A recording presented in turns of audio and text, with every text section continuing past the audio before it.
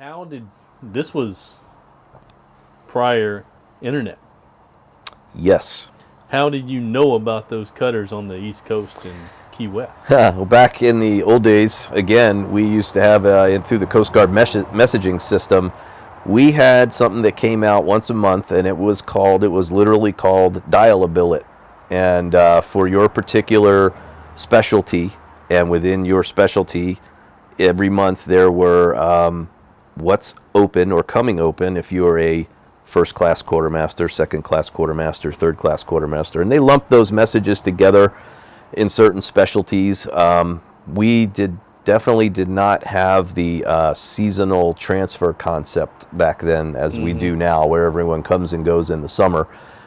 So your anniversary date was your anniversary date. If it was time for you to go in October because that's when you got on that boat 2 or 3 years prior, then you left in October, and you would look and wait for the October dial a billet, and you would look on there, and you would make that call. And that's how I made that call when I saw those 2 surface effects ships in Key West. That's where I saw them.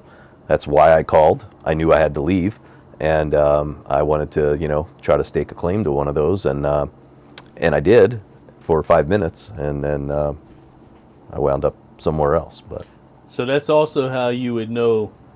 That's how you would do your dream sheet. Is that message?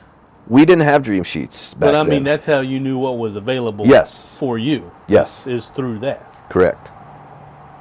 Somewhere shortly after that, I don't know the timing, but I feel like it was around the time I was in Yorktown, Virginia, that filling out what we call the dream sheet, your picks, where you'd like to go when it's your time. I feel like that's when that started to become a thing, something that was put on file, and that was you'd get that phone call from the assignment officer, and he or she would have that sheet, and they would go through it and say, well, I can't give you that, I can't give you that, I can't give you that, but I can give you the 5th one on your list. And that's how that process kind of changed somewhere in the late 80s, early to mid 90s, from my memory, was from the old dial a Do you billet. know how the detailer got that sheet? Was it mailed to them? No, I think Was there a computer around at that time that would send that? I feel like we were far enough along in that early to mid 90s time frame where we did have email capability on back what we called the old standard workstation too, Right. the green screens. But I feel like those were electronically submitted and not solely by paper. But Okay.